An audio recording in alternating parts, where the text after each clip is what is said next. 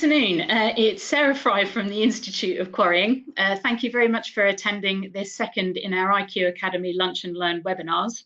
Today's topic is on mineral planning, current threats, and I'll be handing over shortly to Spencer Warren from Heat and Planning to take us through today's topic. We want to just quickly run through some housekeeping. You should have a notes function where you can type questions in, which we will try and answer at the end of the webinar today. If we can't get round to them because we run out of time, then we will make sure that those questions are collated and sent around afterwards to all attendees. At the end of today's webinar, we will be putting out a short survey. All of the feedback that we've been getting on the webinars are really important to us because they're helping to determine our future webinar series, as well as any other technical events that might be going on. And we would also like to just quickly draw your attention to those upcoming branch events that are happening all around the regions across the UK. For more information, please do go to the quarrying.org website, find the contact details for the branch that you're interested in for more information. We've also got these webinars scheduled on a regular basis throughout the course of this year. These are the upcoming webinars which will be taking in March and April. So geotechnical assessment in March and then dealing with change in April. But as I said, today's is all about mineral planning, and it's time to hand over to Spencer Warren. Thanks very much. Thank you also to James Dodds for undertaking the first event last month and acting as guinea pig. Pleased to see it went smoothly. I'm hoping the rest of today does. And finally, for any of my colleagues from Heat and Planning are listening in, you don't need to, and please get back to work. So without further ado, just a summary of what I'm going to go through today. Introduction, identifying what are considered to be the threats to the mineral planning system, how these threats influence the industry, a bit on the managed aggregate supply system, the need for safeguarding and avoiding sterilisation, some of the factors that influence the planning system, and turning these threats to opportunities. So planning, it's widely reported as a broken system. When the Institute Quarrying first advertised this seminar, I bumped into an associate located just down the road from our offices. And his first comment was, "Hi, Spen, I see you doing a seminar on mineral planning and current threats. You've only got 30 minutes. I think it needs to be more like 3 hours." So it kind of sort of sets the tone for what the attitude is to planning. Newspaper articles, you know, we're not delivering the levels of development we require, but they tend to focus more on housing, and minerals is sometimes seen as a poor relation, unless it's fracking, and that certainly grabs a few headlines. So we're failing to deliver housing levels, failing to replenish aggregate reserves, and the system is tied up in bureaucracy. There's numerous governmental bodies that all operate to their own agenda, and it does provide a robustness to the system, but sometimes there's many areas of overlap. Planning is a political process. For the majority of planning applications, they'll be determined by a committee of elected members who are trained. They do listen to their advice from their planning officers, but they can also follow the will of their constituents. And on top of this, there are numerous external influences through non-governmental environmental bodies and interest groups. And finally, the power of social media. It makes it a lot easier for opponents to planning applications now to stir up campaigns to fight against it and attitudes of NIMBYism. But planning is difficult, and if it wasn't, I wouldn't be in a job, and you'd probably be listening to somebody else for the next 30 minutes. So in sort of looking at sort of identifying what are considered to be the threats to the planning system, mineral planning system, rather than just my thoughts, I thought it would be helpful to get the industry view. So I spoke to one of my clients who operates a small medium enterprise, also a national aggregate company. And then thoughts also from a mineral planning authority officer. So swiftly through these, reviews from the small or medium-sized operator. It's the time and cost that's required to secure planning permission, and I'm sure you're all pleased to note that planning application fees increased by 20% last month. So the low value of certain aggregate minerals and the economic threat and the questionable viability of sort of investing in that. Also the costs of infrastructure works required to aid that delivery. And there are too many bodies involved, and sometimes it feels that the balance of protections on trivial matters. One example of which is archaeology, and the site that we worked on for this operator did an earth-based archaeological assessment, did a field walking exercise, geophysical survey, and it didn't show anything from that. But the county archaeologist still wanted trial trenching to be done at great expense, and it proved nothing. It proved that we were correct, and at times it feels as though we're just proving negative. And the system is very bureaucratic. The views of a national science operator, their perspective, is a bit more strategic. It's at a higher level, but basically their views are that the lack of support from central government and shrinking governmental departments, and lack of sort of real understanding of correlation that to the national infrastructure and housing and how that sort of relates to mineral supply. The demise of managed aggregate supply system, MAS, and lack of funding for annual monitoring returns. The declining 10-year average aggregate sales, which has been heavily influenced by the recession and has an impact with securing future supply. It's felt that it's the declining knowledge within mineral planning authorities, that there's lack of resources, lack of staff, and that also filters through to statutory consultees, which can then lead to delays in comments on consultation responses on a planning application. Also, educational difficulties. There's no minerals and waste planning courses or modules, and so this leads to a lack of knowledge within the industry. And red tape and duplication of regulations. The National Planning Policy Framework at Para 122 is clear that local planning authorities should focus on whether development itself is an acceptable use of the land and the impact of the use rather than the control of processes or emissions themselves, where these are subject to approval under pollution control regimes. Local planning authorities should assume that these regimes will operate effectively. Equally, where a planning decision has been made on a particular development, the planning issue should not be revisited through the permitting regimes operated by pollution control authorities. So it's that crossover between sort of the Mineral Planning Authority and the likes of the Environment Agency that are key. And there's a fear of judicial review, and I think this is both with the industry and also with the mineral planning authorities. It's all about following due process, particularly where environmental impact assessments involved. And there's a decline, it's felt, of minerals and waste planning inspectors, and that obviously on appeal leads to further delay. Some thoughts from a mineral planning authority officer.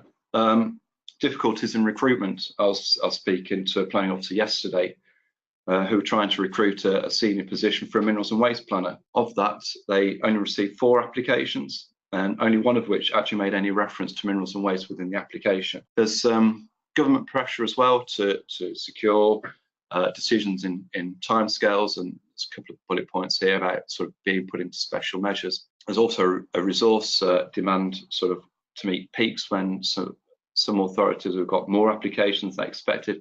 There's also the need for specialist advice. Application I've been dealing with recently for exploratory boreholes.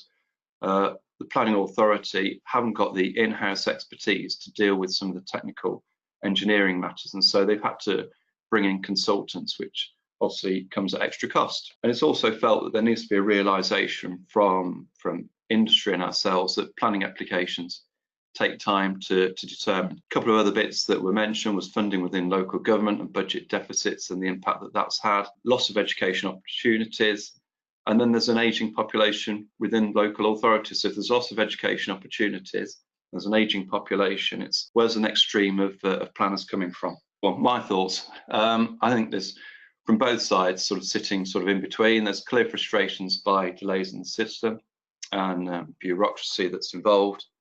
I think the recession has hurt aggregate production. The use of a 10-year average for forward planning has been skewed. Safeguarding sterilisation is a continual issue, and I think it will emerge more as pressures on the land to meet growth forecasts increases. there's issues with mass and the impact from the loss of regional planning. As we talked about, there's a shortage in planners coming forward. But I don't think it's all bad for the minerals industry. And towards the end, we'll sort of discuss how these threats, what can we do to make the best of perhaps a difficult situation.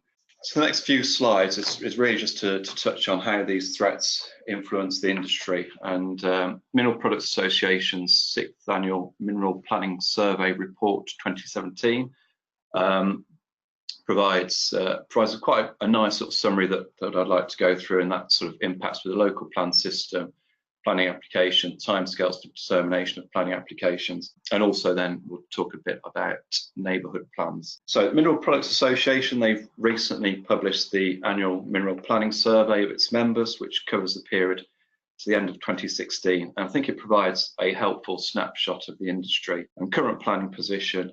I think it's worthwhile just reviewing the headline figures that I think helps clarify some of the views that sort of have been expressed in the earlier slides. On sales, sand and gravel has increased 2.5% from 15 to 16, and crushed rock sales increased 5.3%. However, in terms of replenishment of sand and gravel reserves, only 20% of sales in 2016 were replenished through new permissions, and the rolling 10-year average remains low at 60%, meaning that sales continue to outstrip the amount of new reserves permitted. Replenishment of crushed rock is slightly better. The equivalent rolling 10-year average in 2016 was 117%. However, replenishment of crushed rock has been less than the annual sales consecutively for the last 4 years.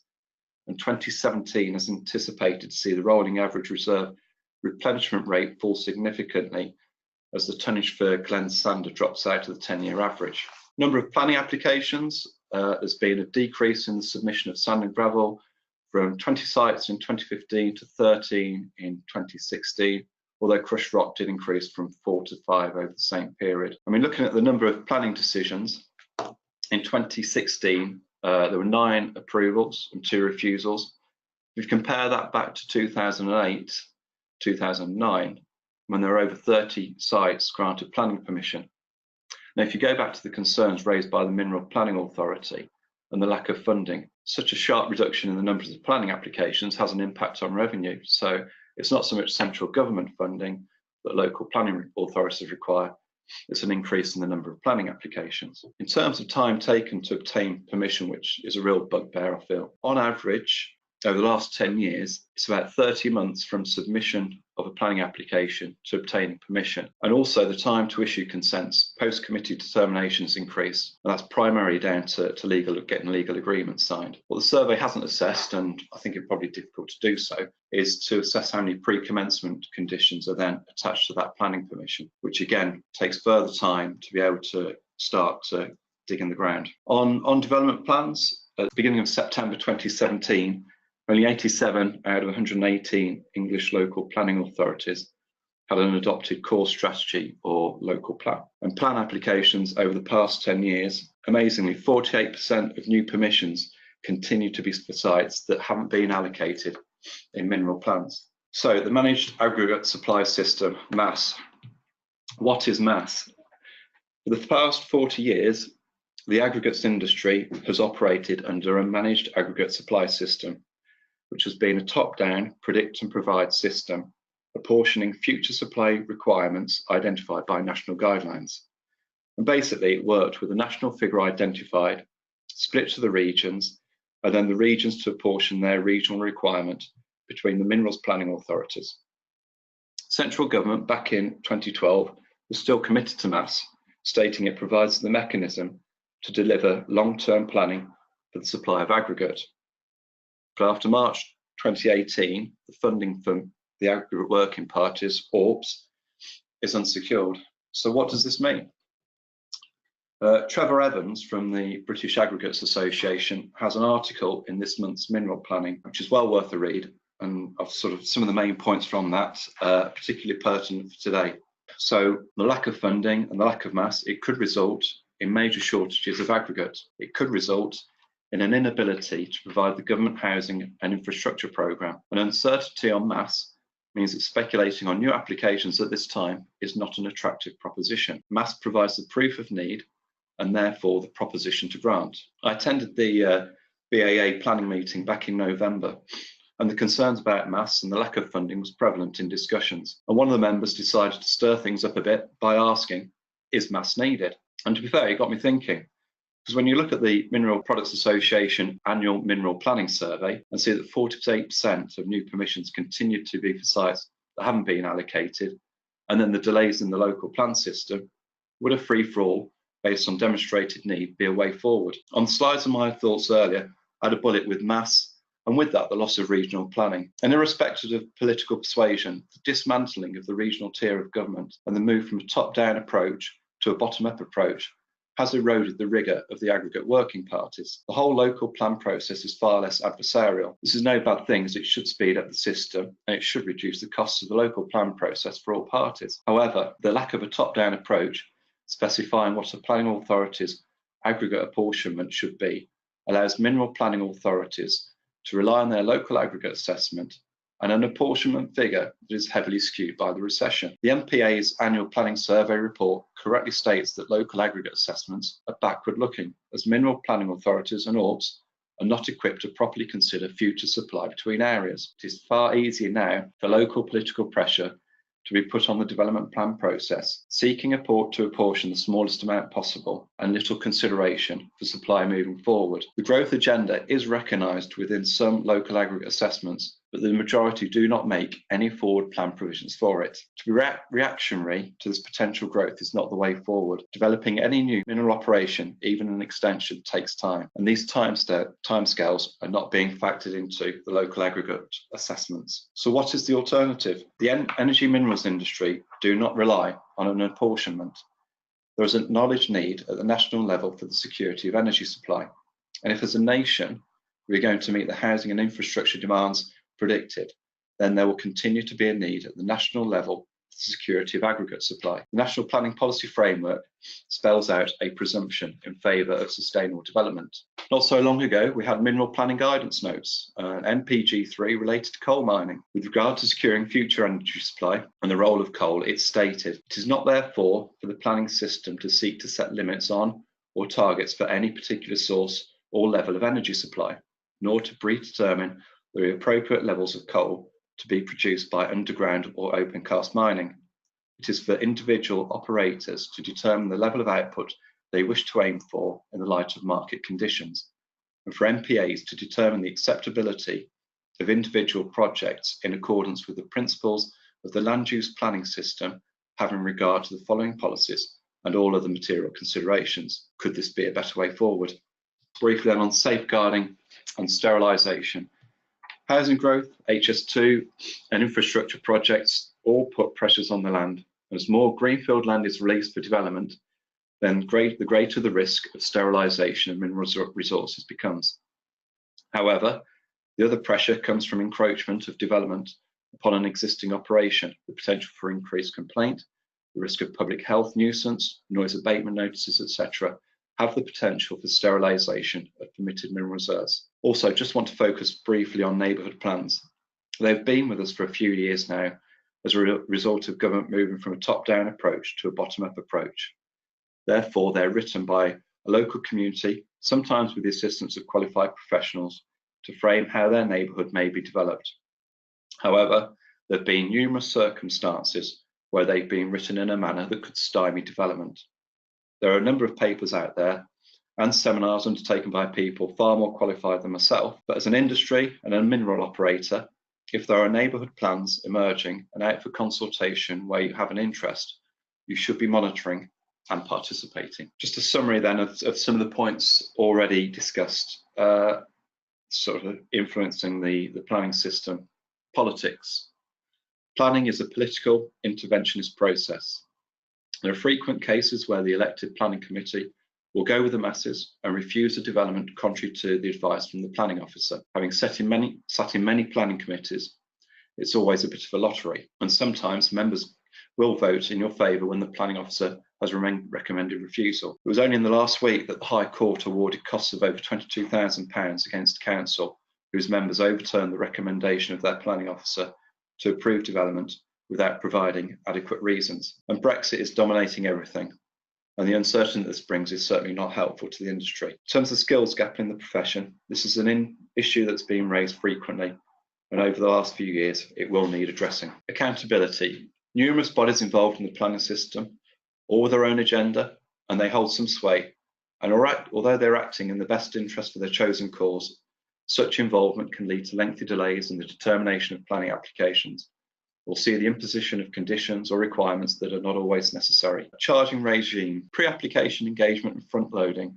The National Planning Policy Framework, paragraphs 188 onwards for those who want to read it, states early engagement has significant potential to improve the efficiency and effectiveness of the planning application system for all parties. For the role in their planning system, to be effective and positive, statutory planning consultees will need to take the same early proactive approach and provide assistance in a timely manner throughout the development process. I couldn't agree more. But from this, and a lack of funding has created a pre-application service charging regime. There are no statutory fees for any pre-application advice, and some authorities still do not charge. But those that do, the charges involved vary widely. There are no fixed timescales for providing the advice, so teams that are short-staffed can take your money and then they can sit on it, and sometimes the advice back can best be described as sitting on the fence. My advice, if you have a development that will need an EIA submitting, go down the route of a screening and scoping opinion. This has no fee, it has timescales for response, and requires an opinion to what needs to be addressed in a planning application and EIA from the planning authority and statutory consultees. In terms of compartmentalising, we've noticed that a lot of planning departments compartmentalised into development control, so those that make the planning application decision making, the local plan, and monitoring and enforcement, and at times it feels that the right hand doesn't know what the left hand is doing.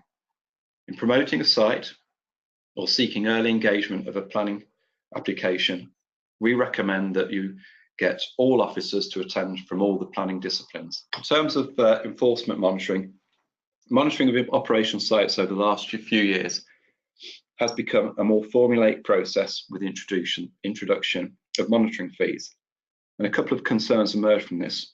One is that the monitoring of operational mineral sites is far different from the construction of a house, and having a formulaic process is not always helpful when there are always changing circumstances on the ground at a mineral operation. And two is to fully engage with the mineral planning authority during the preparation of conditions. Also to seek to ensure that in the preparation and submission of your planning application, to supply as much information as possible to reduce the amount of pre-commencement requirements. I'll get on to engagement with the community in a moment. So, turning the threats into opportunities very swiftly. Engagement with the development plan process, engagement throughout. So engagement with the development plan process, engagement with planning officers, engagement with environmental and non-governmental bodies. Couldn't advocate it more. Engagement with the local community, it's important. Sometimes it feels it could be tokenism. I've been to numerous public exhibitions where either very few people turn up or a lot of people turn up just to finger point at you and to say, not in my backyard. And when you're trying to tell them the story, are they really interested? Are they listening? Sometimes I don't think so. Recruitment and training. Institute of Quarrying run a very good mineral planning course, which we help write. And there's been a few of those sessions held over the last 18 months. It involves a morning in a classroom going through some of the technical detail, and then an afternoon out at an actual quarry, trying to put what's been learnt in the morning out in the field, and has worked very well with good take up, and I know it's going to continue. I think there should be more engagement with the Royal Town Planning Institute. Very focused on housing. They do run a course, a seminar each year with the Mineral Products Association. I feel that perhaps it's down for the Mineral Products Association, British Aggregate Association, Institute of Quarrying, perhaps to provide more liaison with them and get into universities to try and improve the training within the planning system. Final slide. Judicial review. Environmental impact assessment particularly, the submission of further information will trigger a further round of consultation and I would urge caution when submitting any clarification to any requests. What you may see as clarification, the planners may see as new evidence, and then a further round of consultation is triggered. Safeguarding and sterilisation, just keep tabs on the district and borough plans in particular and see what they're bringing out. Encroachment towards your quarry could end with sterilisation reserves or cause you operational difficulties. Mass, do we need it? I think I've said enough on that. And it's understanding the system. It will always take time. There are so many people and bodies involved, and therefore I recommend you plan accordingly. Thank you very much. I don't know if there are any questions come through. I think we may have stunned you all into silence. I'm not entirely sure. But I think it just comes to me to say thank you very much to Spencer for giving up his time and delivering that very thought-provoking webinar. If you do ponder any questions after you've had time to digest, please do email them into us at mail@quarrying.org. We can forward them on to Spencer and get sort of some feedback and some answers for you. We will end the webinar there. And again, thank you very much for attending. Please remember that next month's webinar will be the importance of geotechnical assessment, and we hope that you'll join us for that. But for now, enjoy the rest of your day. Thank you and goodbye.